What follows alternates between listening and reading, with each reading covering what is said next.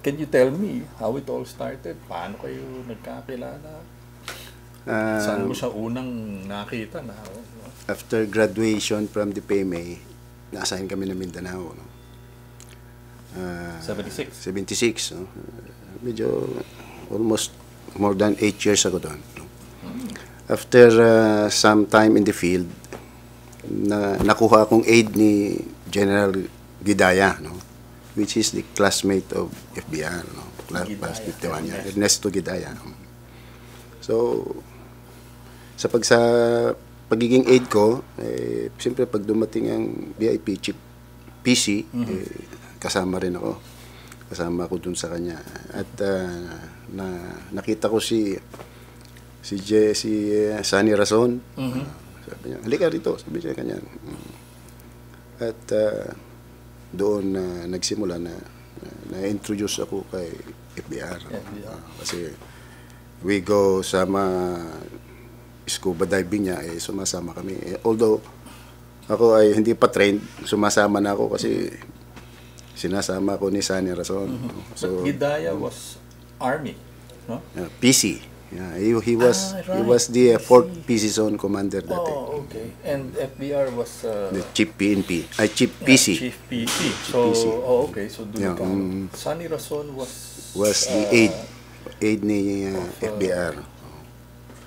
Then, although assigned ako ng Mindanao, no? Nung binuo nila itong Special Action Force, early 80s. yes, pinapatawag ako, gusto kong maging part ng core group ng Special Action Force. So, nag-report ako dito sa Special Action Force at naging part ng original members ng Special Action Force. That was his baby, ano? Yes, siyang father. The father of the Special Action Force. And the Ranger. Siya ay SF, Special Forces. Saka Ranger din. Tell me about your impressions of FBR. Ano yung unang napansin mo sa kanya? Ano yung reputasyon niya among the constabulary, the organization? Yung stricto. Pero nung nag-report ako sa kanya kasi while in the Special Action Force, ginawa akong 3rd Company, Special Action Company, Commander, which takes care of the security ng Secretary of National Defense. No? So, nung pag-report ko, pinatawag niya ako agad sa sasakyan, kwentuhan kami, kwentuhan hanggang dumating kami sa opisina. No? So, after lunch maglalaro ng golf eh. Sabi niya, halika. Sabi niya, sumama ko as security niya. Pagdating doon sa golf course, binigyan niya ako ng putter. Kasi hindi pa ako naglalaro ng golf course. Okay. No? I don't know the game. No? So, binigyan niya akong putter. Tapos, siyempre, security, susunod-sunod ka sa kanya. Susunod-sunod ako. Ano kaya ang ibig sabihin nitong putter na binigay ni BR sa akin? Kasi, you will be walking through the 18 holes. Yeah. Naglalaro ka. Kasi, kung sasama-sama lang ako dito, sa kanya, baka mas maganda kung maglaro na rin ako, sabi ko. So, after that game, nagpunta ko kagad ng driving range. So, ano ba nabalitaan ni BR? Sabi niya, after 2 weeks, sabi niya, laro na tayo. Sabi niya, naglaro na kami. At beginner's luck, nanalo kagad ako. Kasi may beginner's luck, mayroong kang plus sa stroke. Doon ako na-introduce sa laro. Kung hindi siguro kami nagkita ni BR, baka hindi ako nakapaglaro ng golf. Siya ay... when was that? 19... what year? I think... early 80s? Yeah, 83 o 82. Yan. At yung... Hindi siya... direktang nagbibigay ng gusto niya, yung instructions dapat basahin mo siya. Yun ang isang characteristics na babasahin mo siya through yung language niya, through yung gusto niya talaga. Yung tingin or babasahin mo siya, hindi ka niya bibigyan ng kung ano-ano, basahin mo siya. You know, there's one other officer who said that, si Balong. It was, and he used the word the phrase implied command. Yeah, that's Yun right. ba yun? Yun na yun. At advantage din sa amin kasi matrain ka, no? Kasi kung spoon feeding na ibibigay sa iyo. Kaya merong kaming sa kanya na FBR school, no? Pag-graduate ka sa FBR school ibang klase ka kasi na-train ka talaga sa ganyan. Ayaw niya yung sinusubo lahat sa iyo. Talaga. FBR school. Okay. No, FBR school. So, ano yung mga kurso? lahat na ng kurso kasi ang daming alam ni FBR. Matututo ka talaga sa kanya. Yun nga, pag nagkita-kita itong mga alumni ng FBR school, iisang galaw nila, no? Nagkakaintindihan na. Kasi galing sa FBR school. But the FBR school is really people who worked very closely with him. Yes, that's right. Became his aides, became his... At saka nagtagal ka sa kanya kasi kung hindi ka parang babagsak ka rin. Hindi ka abot sa graduation kung hindi ka magtatagal sa kanya. So lilipat ka na lang. Hindi. Pwede kang bigyan ng preferential assignments like that, etc. Sabihin mo nga sa akin, paano mo na master basahin? Well, marami ring hindi mabasa minsan. May sabi nila palpak, but yun ay actually ay learning curve, no. At hindi mo mape-perfect si FBR kahit graduate ka, mayroon pa ring minsan hindi mo siya mabasa, no. At of course si FBR, alam natin, tinanong ko nga dyan one time kasi we are in the campaign period, no. As an input naman sa kumpanya, kasi tinanong ko sa kanya boss, sir, sabi ko, kasi ang parang image mo sa mga tao parang galit kasi ganun talaga ang niya, parang galit, no? Baka mas maganda kung i-tone down natin ng kaunti kasi politiko tayo ganun, para hindi ma-soften. Baka mas maganda, tinignan lang ako na ganyan. Pero I believe na-consider din yung input natin. So, ganun si FBR, yung... So, nakikinig din? Oo, nakikinig din. Pag nagkakain kami, kasi kami nag-prepare na, pag kumain na siya, tawag na kami. So, nagkwentuhan din kami. Maring tinatanong kami, but inputs lang yung kinukonsider niya rin siguro. So, he's open naman? Yeah, open. Willing to. Pero impression, parang hindi. Parang hindi. Pero yung pala, later on, nakikinig pala. Good one. Yeah. How about in the organization, sa AFP, sa constabulary, ano yung reputasyon ni FBR? I mean, West Pointer, ano? Did that separate him? Tapos SF pa, tapos... Well, yung hindi masyadong close sa kanya, yun nga, tingin nila, stricto. Pero yung close sa kanya, naintindihan na niya na ganun ang... Ako, para sa akin, yung ugali niya ay doon ako natuto Doon ako natuto. I think, karamihan sa mga na gaya ko sa kanya ay dala-dala ko pa rin including sa pagsiservisyo na tutok. At ganun yung lahat siguro yung yun napapansin ko, lahat ng dumaan sa kanya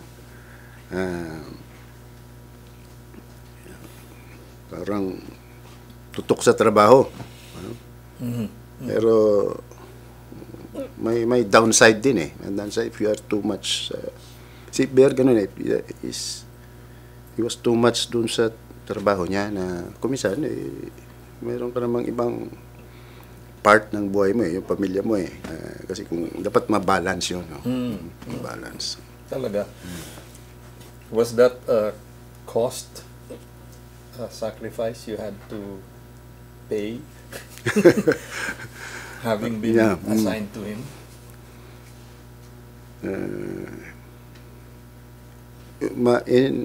Siguro, partly. Pero, dala ko hanggang ngayon yun. Kaya, yung pamilya ko rin, sinasabihan ko, nasa serbisyo tayo. Kasi yan ang naman ako kay BR na mas malaking oras mo sa serbisyo, sa pagsiservisyo kaysa sa family. What was his day like? You became his chief of security, di ba? Anong oras nagsisimula? Anong oras nagtatapos? O walang tigil ba? Walang yung to exaggerate, no? To exaggerate kasi si Bear ganun talaga. Pag alis niya sa bahay, tulog. Yung pamilya tulog. Pagdating niya sa bahay, pagbalik niya, tulog pa rin. So ganun ka. How do you interact with the members of your family? No? Pag alis mo, tulog. Pagdating mo, tulog. Kasi late night na pagdating. Talaga. Ano yun? So, he was keeping long work hours? Yeah. Pati sa sasakyan, nagtatrabaho eh. Walang, sasakyan? Sasakyan, sa aeroplano, walang, kaya dala mo yung opisina. Yun ang, whenever he goes, dala niya yung opisina niya. Yeah, I remember he would joke about it. Mobile office daw. Yeah, mobile office. Andun lahat, pati stapler niya, pati clip, paper clip, lahat. Small items. Dala-dala nila doon. So, anytime he can That's how get to work. That's how serious si Bear sa trabaho. Fitness buff. Mahilig ba sa physical fitness? Oo. Wala ring ano yan. Walang lull time, no? Kung wala siyang ginagawa sa opisina, laro. Punta sa it's either golf or jogging or scuba diving. Nakasabay ka ba doon? Oo. Yung early morning jog? Yes. So, madalas kasi kami ay close in nga. Madalas close in nga. Parachute, yan. No? So you eventually got your wings? Yes. So, Airborne? Pag nag-parachute yan, yung first time na sinamahan ko siya, may dala pang case na beer. Parachute siya. Tapos masama ang talagang ganun siya, no? Masama ang panahon. Yung piloto sana hindi na pwede, siya ang nagpapability. So, everybody should follow. Talon lahat. Ano yung gung-ho? Oo. Tama ba yun? So, sunod na lang. Susunod na lang. Even though risky? Yeah. Siyempre, wag natin siyang kontrahin. Yun ang gusto eh. Even sa mga trips niya, no? Nag-i-insist na mag-fly sa gabi. Kahit sabi ng piloto, sir, delikado. Pero walang magawa ang piloto eh. We have to assemble some vehicles to light up yung landing zone. Kasi hindi nga nakahanda yung landing zone gabi eh. And so I don't know experience-wise from the pilot as far as night flying is concerned. The helicopter hindi equipped with night flying eh. Yeah, that's make it more risky. So masasabi natin matigas ang ulo sir. Hindi, pero si BR parang mayroon siyang parang nararamdaman niya, parang gano'n. Kung talagang delikado, parang may threat na life-threatening talaga. Parang nararamdaman niya eh. Pero kung hindi naman niya rin tuloy, okay. Talaga. May sixth sense. May kutob. Parang ganon, parang may kutob. And he follows it naman. Yes, Si that's Kutob, yeah. Okay. Nag-ram ka ba, sir? Nag-ram ka? Not active kasi nung Although ibang class, ano? Kung 70, yes, so 71 yung... initially napapasama ako sa circle, but there was a time na yung company commander sa Tayug na nagkaroon ng problema at kailangang palitan. At si FBR, ang choice kasi ni FBR yung company commander na yun eh. Yeah. So, sama ikaw muna doon, pura pa doon. Magtagal. So, during that revolution, I was there.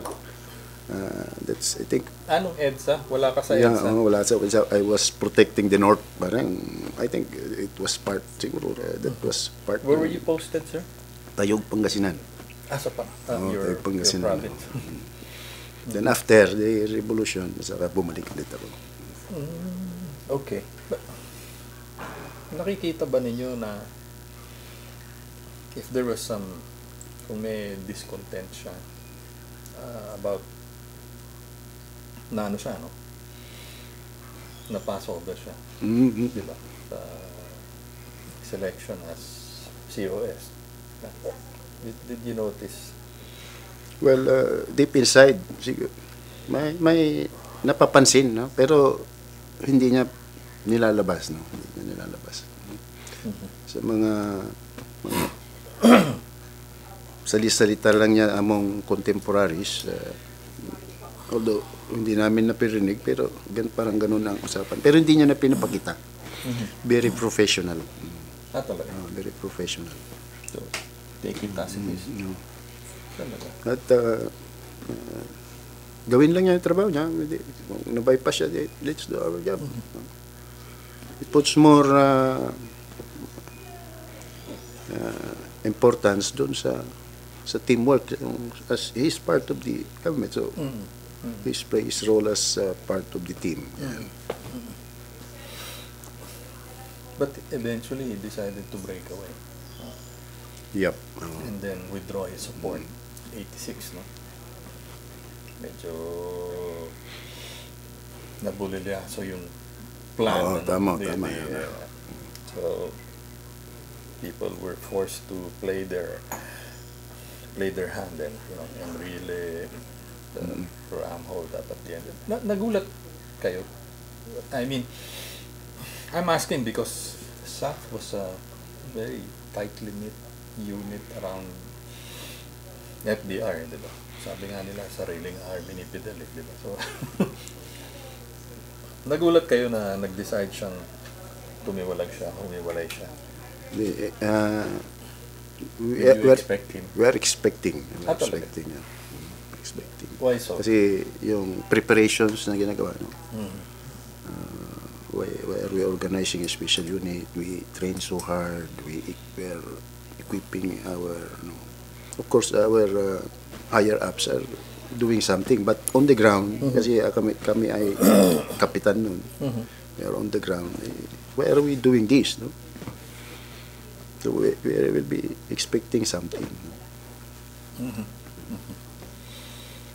And you were but you were still you were still in Pangasinan o tumuloy ka ng Hindi, yung preparations yun na before yung EDSA, andito ako sa Special Action Force. No?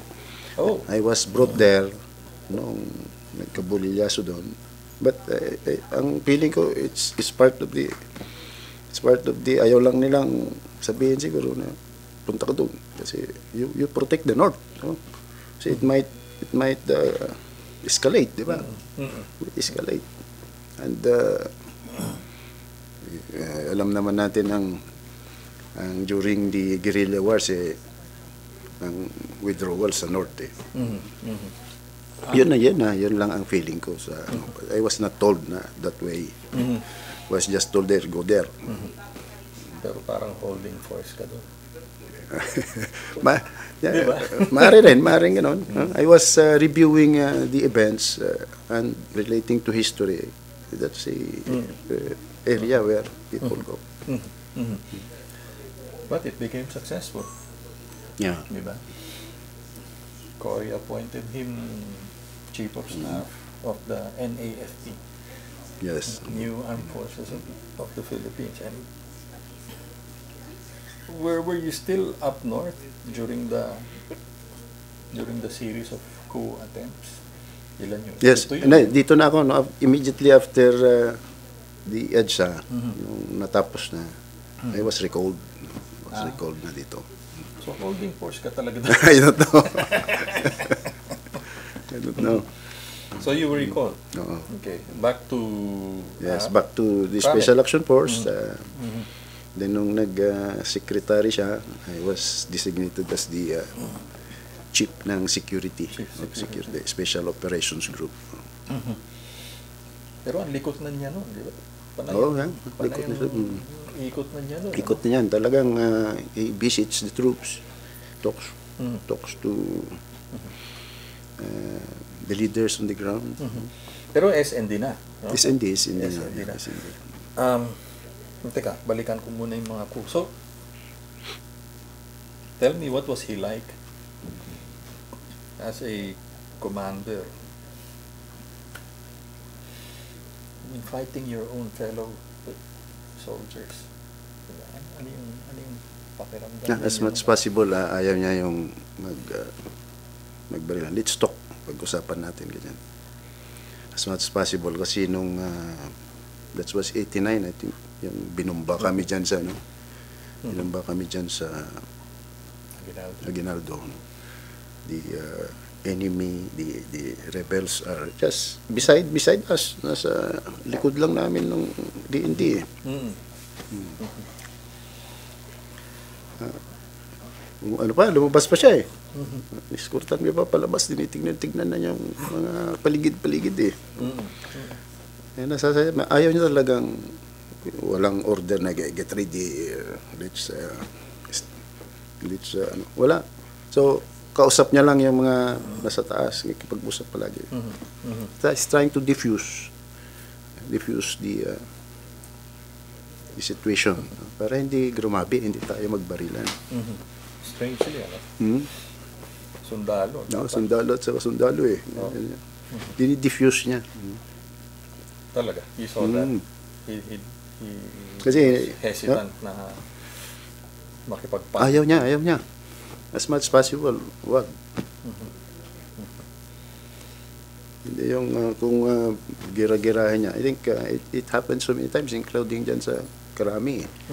Nung EDSA, I think, kasi nanonood din kami. He talks to a lot of generals, no?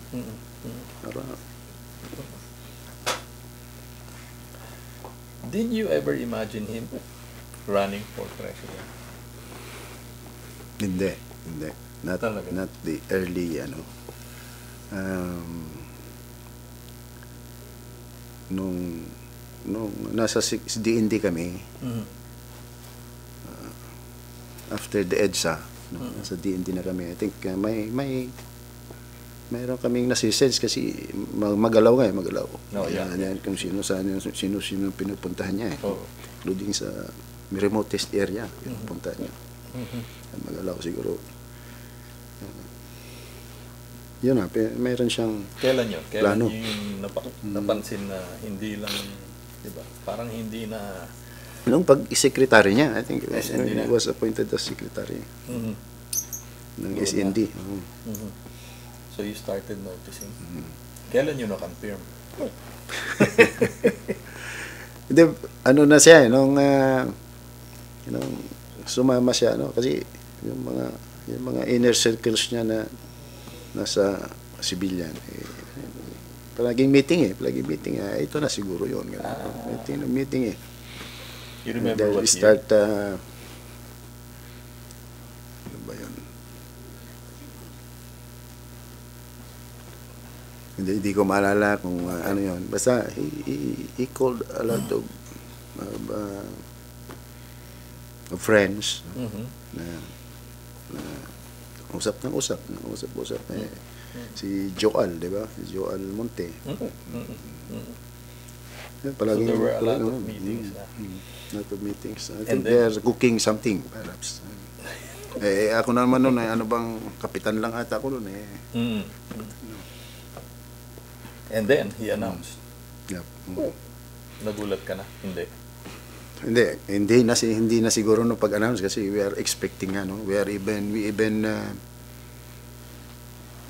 lumipat na kami ng office may opisina na kami naghanap kayo ng opisina sa labas parang ganoon so hindi naman pwede kasi mag political activity sa loob. We have to get out. Naman. Yeah. Sa yung mga ano na yan, campo, mga So you had to take... science na yan. We have to secure some offices outside. You remember? I think dito sa Makati. Okay. Makati. Nakalimutan ko na yung lugar dyan. Number? Ito. Nakalimutan ko ano yung building na yun. Parang yun na yung naging ano niya. Headquarters niya. Headquarters na. And eventually it was for diba? Okay. Galing. Pero naka-assign ka pa sa kanya. Oo. Sa ano pa sa All throughout. Special Operations Group ng DND. Pero di ba nag-resign na siya? Yes, O naka-assign nag-resign. pa? Pero naka-assign is entitled for security. As a former. Yeah. So ano siya talagang traditionally karapatan naman niya yan. Yeah. Right. So hanggang pati mga sortie, kampanya. Well, kasama kami. Sometimes din, dyan din ako na yung political career ko ngayon. Doon ako natuto. Ganun pala ang maging politiko. So nagkaroon ka na rin, ano talaga, FBR school. Oo. Nagkaroon ba ng security challenges at that time, during the campaign? Well,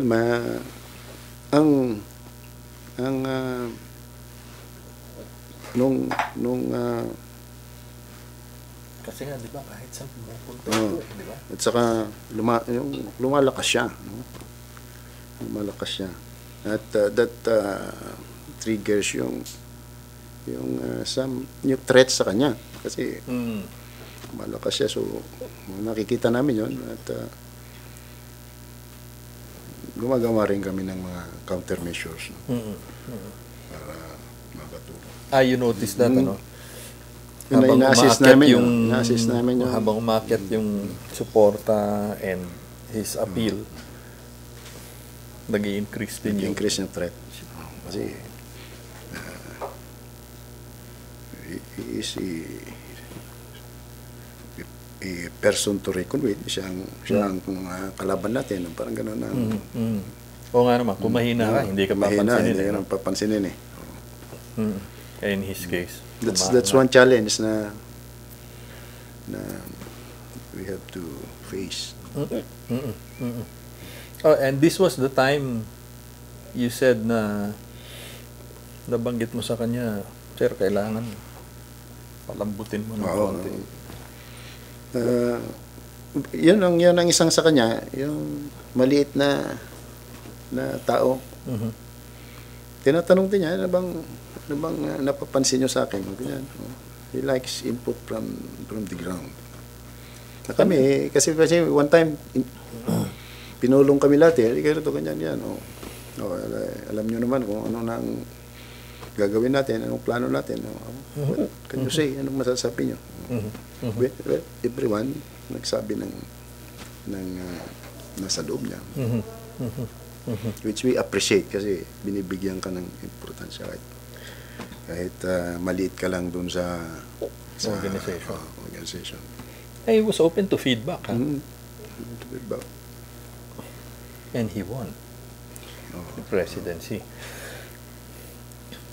Ano yung naturalmente na ikaw na inisip mo na ikaw din yung magiging chief security officer niya o You were hoping na nag-meeting ulit kami. matapos na sana to.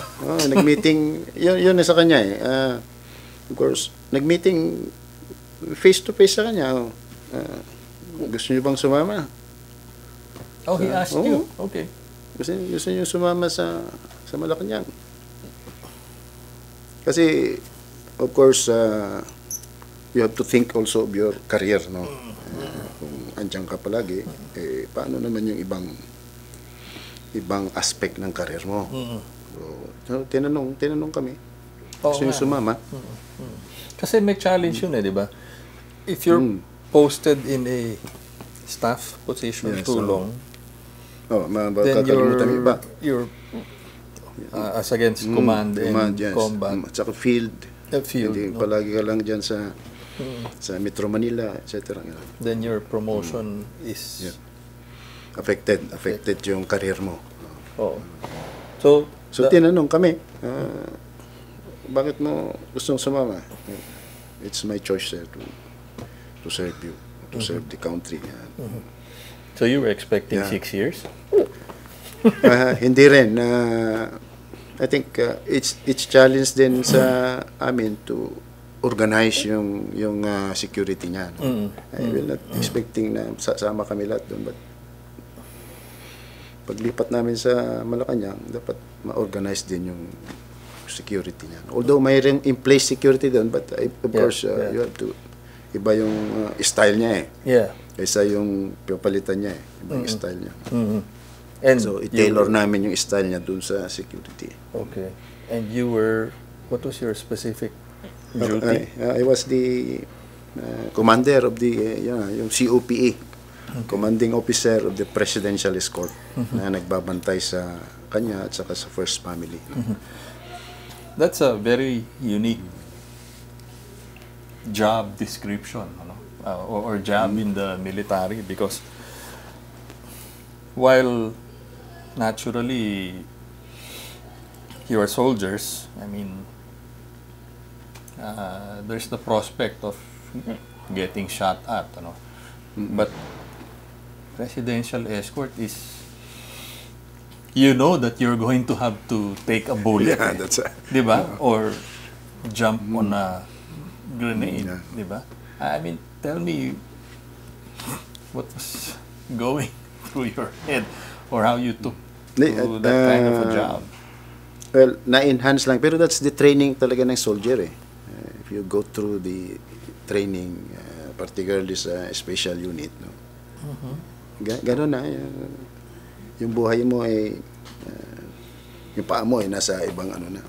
Now, it's become more special kasi you are doing it for the President of the Philippines. You are doing it for the country. So, gano'n ang sundalo. Anytime, pwede kang mamatay, no? But, special dito kay BR kasi you are doing it for a very important person, the President of the Philippines. But that's also unique because in the case of FBR, I mean, your experience will tell you that he doesn't stay in one place often. He's always on the move, and he keeps long hours. But diba? So magnet ang magnet. Pero ang special characteristic ni FBR, in comparison sa ibang presidente, galing sa military si BR there is a joke among us that he is the security officer of himself. Siya ang nagplano rin ng security niya kasi kung minsan dito ka, ayaw niyang sundin yung sa iyo eh. May sarili siyang diskarte. So yun ang isang challenge sa kanya, na naka-prepare ka ng rota sa kanya, naka-prepare ka ng security arrangement sa kanya, hindi susunod. Kasi may sarili siya. May sarili siyang diskarte. He has his own assessment. Yes. So, yun ang isang mahirap doon kay BR. Kaya sabi namin, siya naman ang security officer ng sarili niya. And you stayed how long in this position? Well, as presidential escort, lumipat kami 1992 sa Malacanang. Mm. 1996, I think. Okay. 4 years. Okay. 1996, a little bit 4 years, no less than 4 years. Nagpaalam ako at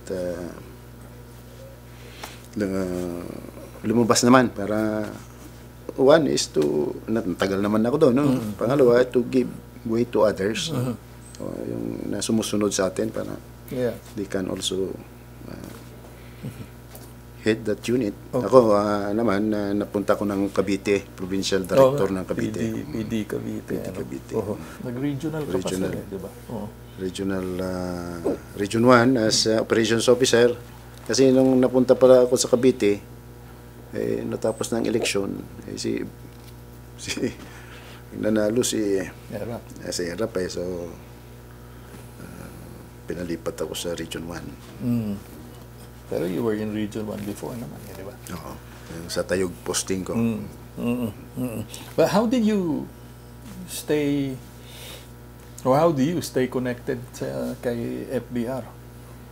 While assigned in through the years. May mga siyempre may a visit sa kanya. No, lalo nung wala na yung hindi na siya presidente, may mga socials usually every Christmas patawag kita doon ganyan. Pag bumibisita siya sa provinces, siyempre magpapakita kami sa kanya ganun. May mga reunion pa ba? Yes, reunion. Yung batch reunion. Yung Pag PSG. Christmas, birthday niya, usually those are reunions. Katulad nung reunion hosted by Jean Alves, andun lahat yung mga nag-serve sa kanya. Itong huli. So I suppose naging mentor siya. O role model mo. Yung nung last na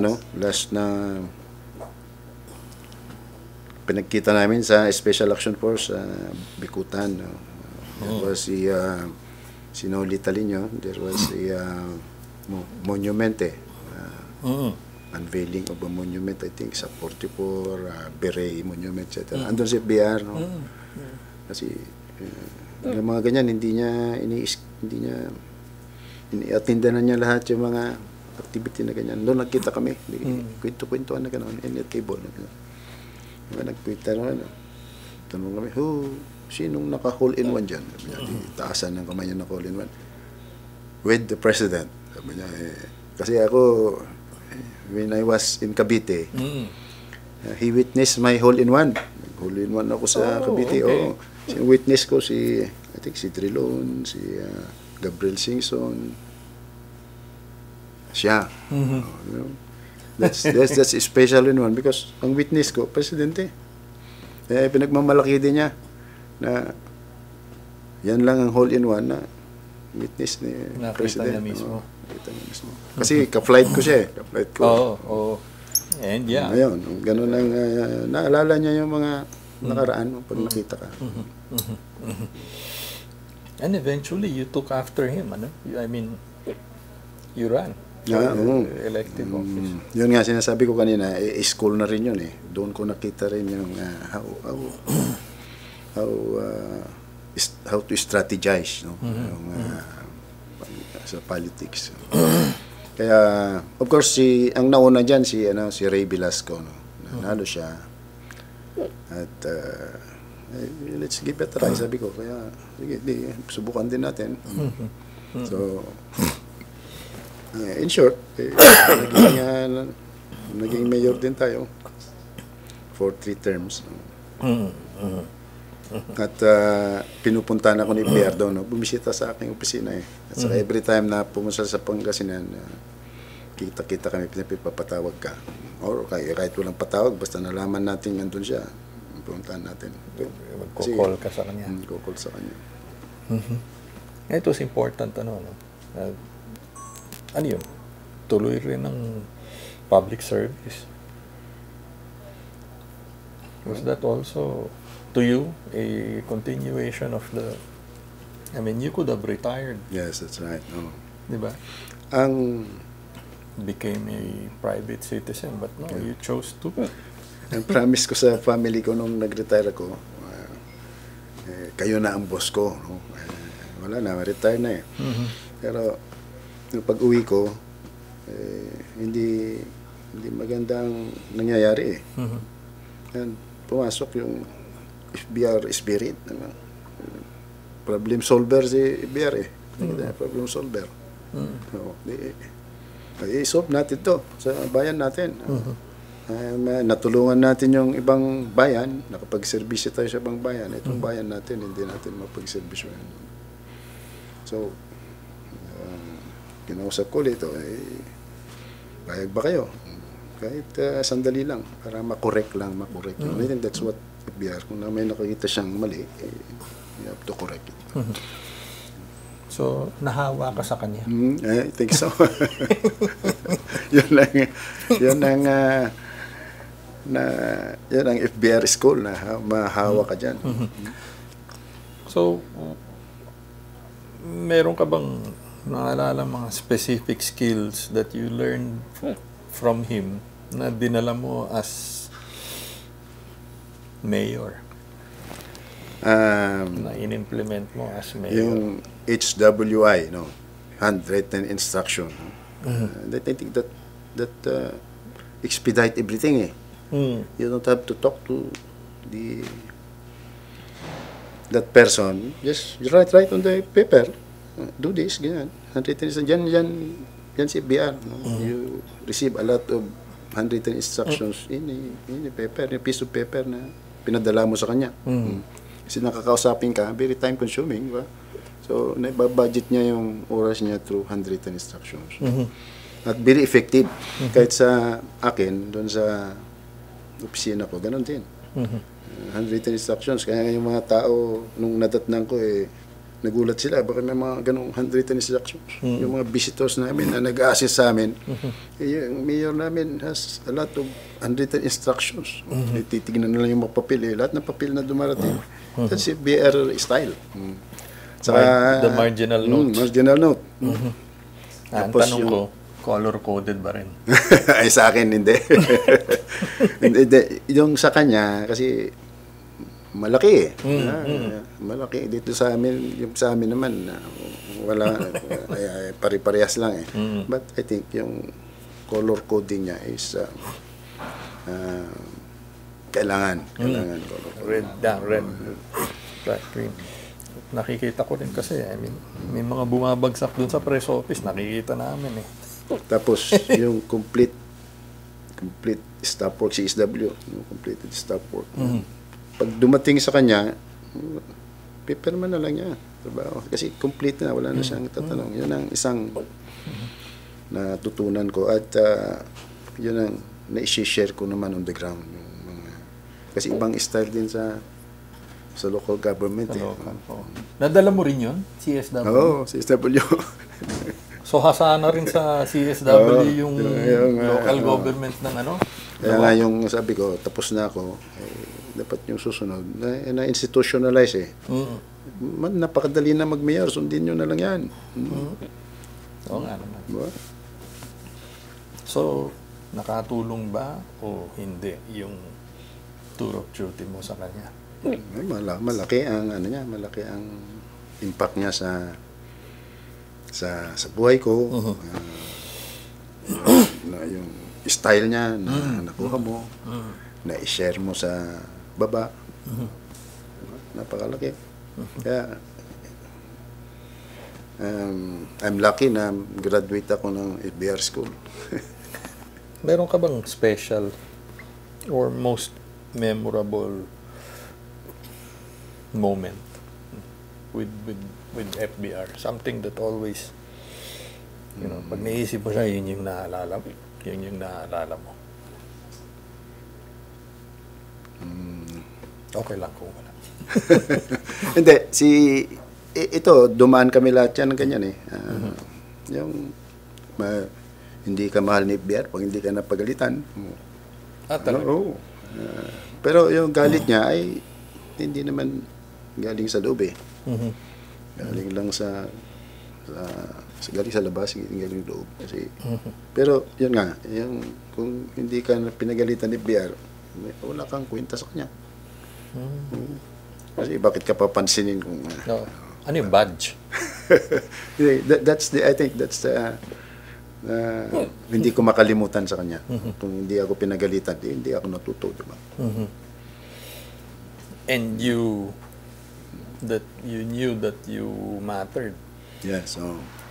Because he got mad at you already. Yes, that's right. At saka hindi ko makalimutan yung unang encounter ko sa kanya na Pater, nag-golf ka ba? Toby? Oh. Yeah. Binigyan ko ng Pater eh. I don't know golf. Yeah. Bakit itong Pater na to? Eh, dala-dala ko yung Pater na yun hanggat na sumusunod-sunod sa kanya, Pater. Binigyan ko ng Pater eh. Ano kaya ang gagawin ko sa Pater na to? Eh, pagkatapos ng golf, nakikita ko ginagamit na yung putter. Eh, baka gusto ni boss, mag-golf ako, mag-practice. Kaya nagpunta ako sa driving range. And you picked up the game. Yeah. Yun, yung joke nila sa akin din. Kasi provincial commander ako ng Cavite, di ba? Yeah. Ang daming golf courses dyan. Marami-rami. Marami dyan. Kaya every time na pupunta si FBR doon, pinapatawag niya ako at halika, laro tayo. So, kasama ko sa flight. Di, mukhang natsambahan ko eh. Kasi tinalo ko siya. 3 holes pa lang eh. Tinalo ko siya. Sabi niya, Boyeng, wala ka na atang ginagawa sa opisina, hindi ka na ata nagtatrabaho eh. Sabi biglang double boogie. Oo nga, I was going to ask eh. He allowed you to win? Or you won over you? I think that's to encourage me kasi beginner's luck eh. Nanalo ko.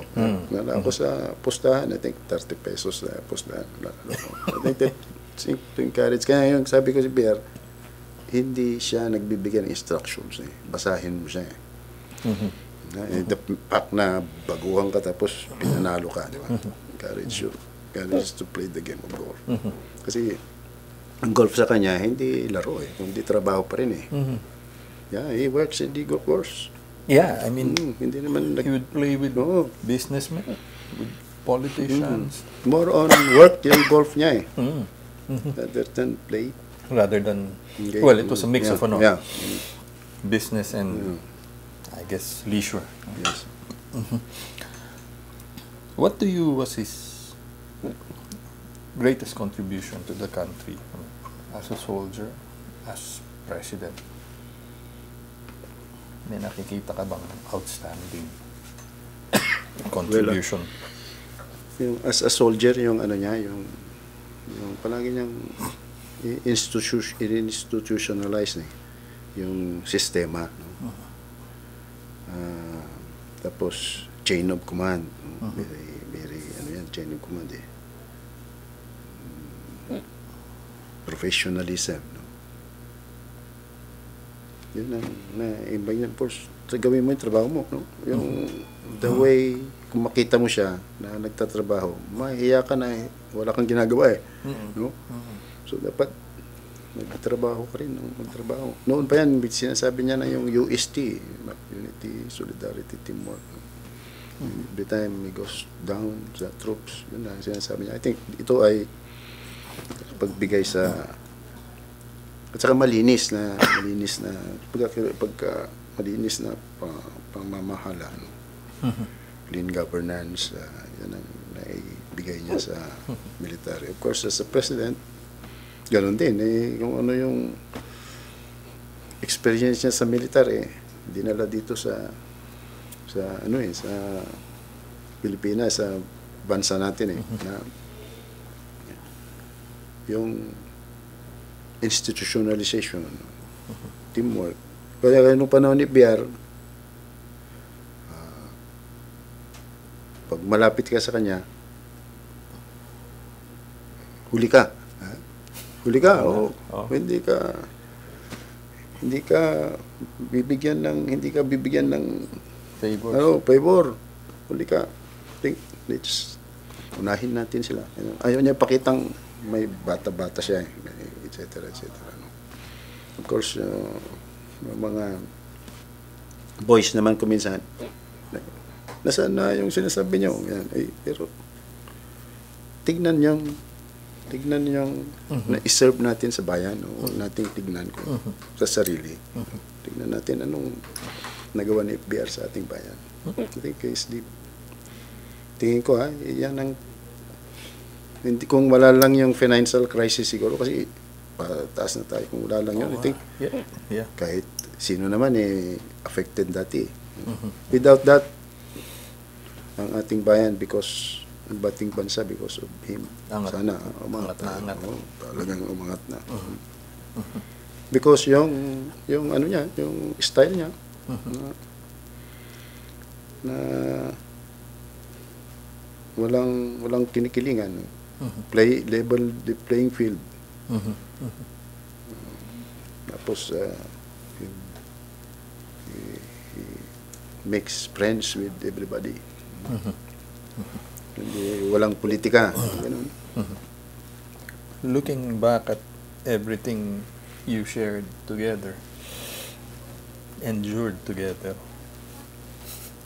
would you do it all again? Kung sa kanya ulit, no? Kung sa kanya ulit, I will do it again, no? Kasi natuto ako diyan ako natuto